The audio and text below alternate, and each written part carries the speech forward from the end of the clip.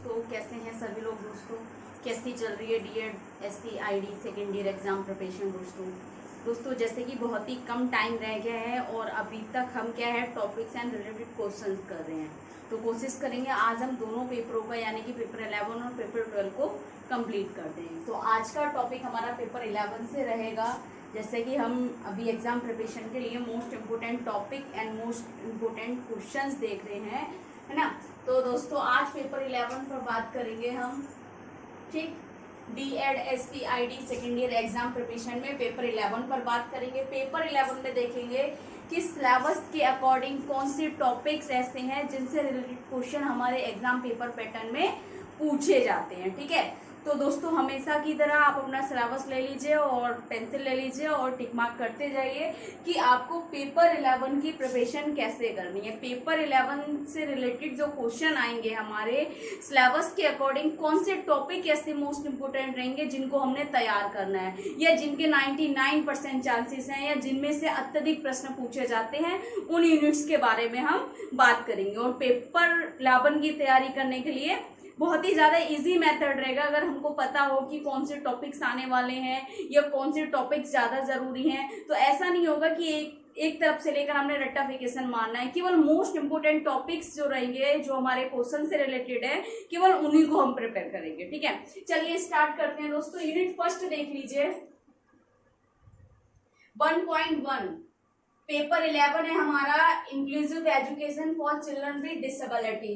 Paper 11 पूरा समावेशी शिक्षा यानी कि इंक्लूसिव एजुकेशन पर बेस्ड है, जिसमें इन्होंने विशेष आवश्यकता वाले बच्चों के लिए समावेशी शिक्षा की बात की गई है, ठीक है। तो इंक्लूसिव एजुकेशन पे पूरा बेस्ड है ये पेपर। तो देखिए यूनिट फर्स्ट देखिए दोस्तों, समावेशी शिक्षा से आप क्या समझते हैं। समावेशी शिक्षा का अर्थ, परिभाषा और उद्देश्य को लिखिए। पहली चीज दोस्तों, यूनिट फर्स्ट जो है आपकी फुल यानी कि यूनिट फर्स्ट का unit 1.1, unit 1.2, unit 1.3, unit 1.4, unit 1.5 यानी कि यूनिट 1 से लेकर 0.5 तक सारे टॉपिक्स आपको मोस्ट इंपोर्टेंट रहेंगे आपके पार्ट सी और डी के लिए, ठीक है। और हो सकता है पार्ट ए और पार्ट बी के लिए भी आपके लिए मोस्ट इंपोर्टेंट है, ठीक है।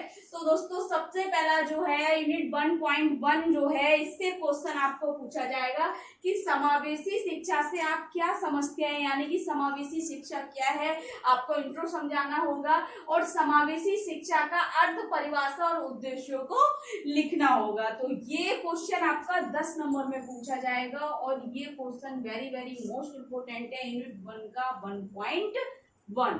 यूनिट 1 का यूनिट 1.2 देखिए, समावेशी शिक्षा के लाभ कौन कौन से हैं। देखिए दोस्तों सभी जानते हैं समावेशी शिक्षा के लाभ कौन कौन से हैं। समावेशी शिक्षा के जितने भी लाभ हैं आप उन सबको बताएंगे और हर एक लाभ को एक पॉइंट बनाएंगे और पॉइंट के बाद उसको डिटेल में करेंगे। ये टॉपिक आपका 5 नंबर के लिए मोस्ट इंपोर्टेंट है यूनिट 1.2 और आना ही आना है, हमेशा आता है। कभी कभी लॉन्ग क्वेश्चन में इसको ऐड कर दिया जाता है। समावेशी शिक्षा के अर्थ और परिभाषा को स्पष्ट करते हुए उद्देश्य एवं समावेशी शिक्षा के लाभों को समझाइए, ठीक है। हो सकता है आपको 10 नंबर में इसको इंक्लूड कर ले, या हो सकता है आपको 5 नंबर में ये अलग से पूछा जाए, ठीक है। यूनिट 1.3 देखिए दोस्तों, समावेशी शिक्षा और एकीकृत शिक्षा के बीच के अंतर को समझाइए। 5 नंबर में वेरी वेरी मोस्ट इंपोर्टेंट, यानी कि इंक्लूसिव एजुकेशन और इंटीग्रेटेड एजुकेशन के बीच जो डिफरेंस है, आपको पहले समावेशी शिक्षा के बारे में लिखना होगा, एकीकृत शिक्षा के बारे में लिखना होगा, ठीक है। उसको समझाने के बाद दोनों के बीच क्या डिफरेंस है, उन दोनों के बीच का अंतर आप समझाएंगे। एक चीज ध्यान रखना, कुछ लोग क्या करते हैं जब अंतर समझाते हैं तो ऊपर समावेशी कर रहे हैं, ठीक है, और फिर क्या कर रहे हैं नीचे लिख रहे हैं एकीकृत शिक्षा। क्या ये डिफरेंस पता चलेगा। आपने यहाँ बता दिया समावेशी शिक्षा ये है, एकीकृत शिक्षा ये है, लेकिन इसमें पूरे मार्क्स कट जाते हैं। आपको अंतर कैसे समझाना होगा, पहले समावेशी शिक्षा के बारे में बताएंगे, उसके बाद एकीकृत शिक्षा के बारे में, उसके बाद दोनों के बीच डिफरेंस बताएंगे, ठीक है। समावेशी शिक्षा और एकीकृत शिक्षा, यानी कि बीच में आप दोनों के डिफरेंस, सामने सामने उनके जो टॉपिक्स होंगे, जो पॉइंट्स होंगे, उनके बीच के अंतरों को स्पष्ट करेंगे। तब आपको डिफरेंस से संबंधित जितने भी प्रश्न आते हैं, अंतर पूछा जाता है, तो उनके बीच आप इस तरीके से बताएंगे, तभी आपको मार्क्स मिलेंगे। ऊपर नीचे करेंगे मार्क्स नहीं मिलेंगे। ठीक है, ध्यान रखना इस चीज को। यूनिट 1.4 देखिए दोस्तों, यूनिट 1.4 में 3 टॉपिक्स पूछे गए हमसे। एसएस से पूछा गया है, आईईडीएसएस पूछा गया है, रमसा पूछा गया है। ठीक है, अब इसकी बात करें तो ये टॉपिक जो है 5 नंबर में, एसएस से हमेशा आपको 5 नंबर में मिलेगा। और अगर हम आईईडीएस की बात करें तो ये 10 नंबर में पूछा जाता है। तो ये 10 नंबर के लिए भी यूनिट मोस्ट इंपोर्टेंट है, 5 नंबर के लिए। 10 नंबर में आईईडीएस पूछा जाता है और एसएस से आपको 5 नंबर में पूछा जाता है। ठीक है, दोनों ही टॉपिक प्रिपेयर कर लीजिए। ठीक है, नेक्स्ट देखिए 1.5 समावेशी शिक्षा प्रक्रिया में कौन कौन सी बाधाओं का सामना करना पड़ता है, यानी कि शामिल करने में कौन कौन सी बाधाएं आती हैं। प्रश्न आपसे ये पूछेगा कि जो हमारे विशेष आवश्यकता वाले बच्चे हैं, इनको जब हम इंक्लूसिव सेटअप में इनको ऐड करते हैं, इंक्लूड करते हैं, तो उस समय कौन कौन सी ऐसी बाधाएं होंगी जिनका सामना विद्यालय भी करता है, शिक्षक भी करता है, अभिभावक भी करता है और छात्र भी करता है।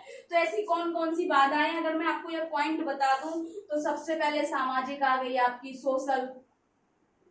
ठीक है, प्रणालीगत आ गई, यानी कि सिस्टमैटिक। ठीक है, उसके बाद शैक्षणिक आ गई। तो इन कुछ बाधाओं का सामना करना पड़ता है। तो इनको आप क्या करेंगे, सबका पॉइंट बनाते हुए आपको बताना होगा, और ये टॉपिक आपको 5 नंबर में देखने को मिलेगा। ठीक है, 5 नंबर के लिए मोस्ट इंपोर्टेंट रहेगा। तो ये टॉपिक आप जरूर प्रिपेयर कर ले, कि हो सकता है इसके 99% तक चांसेस हैं ये आपको देखने को मिले। ठीक है, यूनिट 2 पर चलते हैं दोस्तों। 2.1 देखिए, समावेशी विद्यालय के मौलिक तत्व।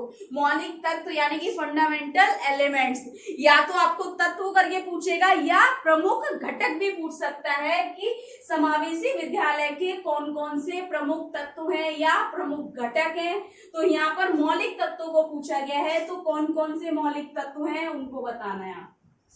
ठीक, नेक्स्ट देखिए, और ये आपको 5 नंबर में मिलेगा। ठीक है ना, फंडामेंटल एलिमेंट्स मैंने आपको करा रखे हैं।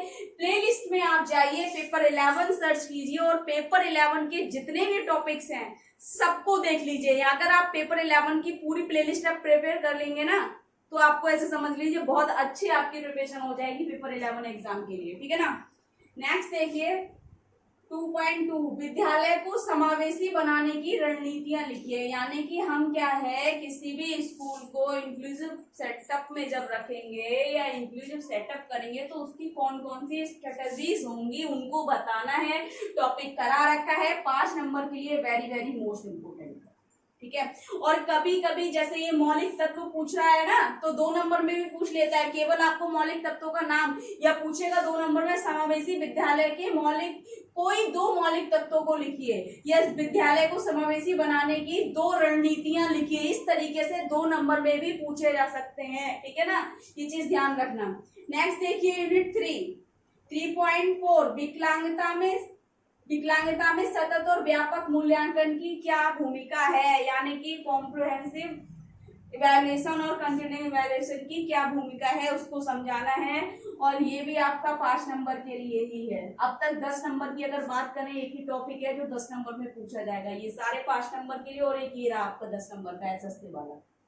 ठीक है, एसएससी और आईईडीएसएस को। ठीक है, नेक्स्ट देखिए 10 नंबर के लिए वेरी वेरी मोस्ट इंपोर्टेंट, नियमित या समावेशी स्कूलों में संसाधन कक्षा का विकास और आयोजन करना 10 नंबर के लिए मोस्ट इंपोर्टेंट है। टॉपिक आपको करा रखा है और हो सकता है इन तीनों में से एक क्वेश्चन आपको देखने को मिल जाए। ठीक है, यूनिट 4 देखिए दोस्तों 4.1 समावेशी विद्यालय और परिवार के साथ साझेदारी विकसित करना। एक समावेशी विद्यालय में जब हम किसी बच्चे को सेटअप में रखते हैं, इंक्लूड करते हैं नॉर्मल बच्चों के साथ, तो उसमें क्या है, परिवार का शामिल होना बहुत ज्यादा जरूरी है, जिसमें परिवार के सदस्यों का शामिल होना जरूरी है, उनकी साझेदारी विकसित करना आवश्यक है। तो आपको बताना होगा समावेशी विद्यालय और परिवार के साथ साझेदारी आप कैसे विकसित करेंगे। ठीक है, 5 नंबर में वेरी वेरी मोस्ट।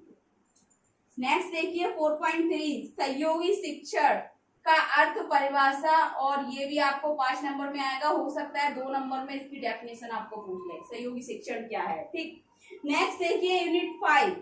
यूनिट 5 में देखिए दोस्तों छोटे छोटे पॉइंट्स दिए गए हैं, पूरे टॉपिक्स नहीं पूछे गए इसमें, लेकिन आपको कैसे पूछे जा सकते हैं, और वो सभी टॉपिक्स मोस्ट इंपोर्टेंट है, लेकिन क्वेश्चन कैसे आएगा यूनिट 5 से आपको, समावेशी शिक्षा में शामिल करने के लिए सफल बदलाव के प्रमुख घटक कौन कौन से हैं, या प्रमुख घटक का विस्तार कीजिए। तो उसमें कौन कौन से, एक तो इंटरपर्सनल स्किल दे रखा है, पॉजिटिव एटीट्यूड दे रखा है, और आपका दे रखा है उसमें कम्युनिकेशन, प्रभावी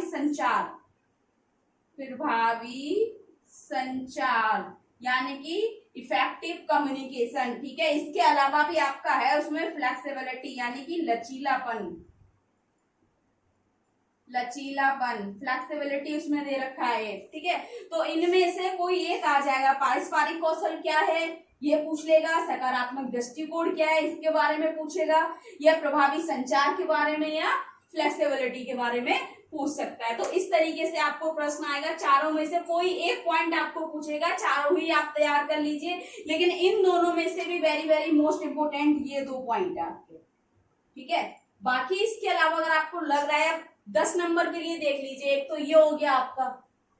ठीक है, यूनिट 1.1 10 नंबर के लिए very very most important, unit 1.4 most important है 10 नंबर के लिए, और यूनिट 3.5 मोस्ट इंपोर्टेंट है 10 नंबर के लिए। 4 क्वेश्चन है जो वेरी वेरी मोस्ट इंपोर्टेंट है, चारों प्रिपेयर कर लीजिए, कोई ना कोई आपका आ जाएगा इसमें से। अब 5 नंबर के लिए तो बहुत सारे टॉपिक्स है, लेकिन बहुत इजी है, क्योंकि पेपर 11 अपने आप में बहुत इजी है, अगर इंक्लूसिव एजुकेशन आपने अच्छे से पढ़ रखा है तो। ठीक है, और अगर हम बात करें पार्ट ए और पार्ट बी की, तो यूनिट 1 से ज्यादा क्वेश्चन बनेंगे, और यूनिट 5 से ज्यादा क्वेश्चन बनते हैं उसमें। ठीक है, यूनिट 4 से भी बनते हैं, लेकिन इतने नहीं आएंगे, लेकिन यूनिट 1 आपका पेपर 11 का बहुत ही ज्यादा मोस्ट इंपोर्टेंट। ठीक है, पेपर 12 पे भी जल्दी ही बात करने वाले हैं। बाकी इसके अलावा अगर आपका कुछ डाउट है, कुछ समझ नहीं आ रहा है, कुछ पूछना है, तो कमेंट बॉक्स में जाके कमेंट करें, ज्यादा से ज्यादा वीडियो लाइक करें, चैनल को सब्सक्राइब करें, बेल आइकन को प्रेस करें, ताकि नेक्स्ट आने वाली क्लास आप तक पहुंचती रहे। दोस्तों थैंक यू सो मच।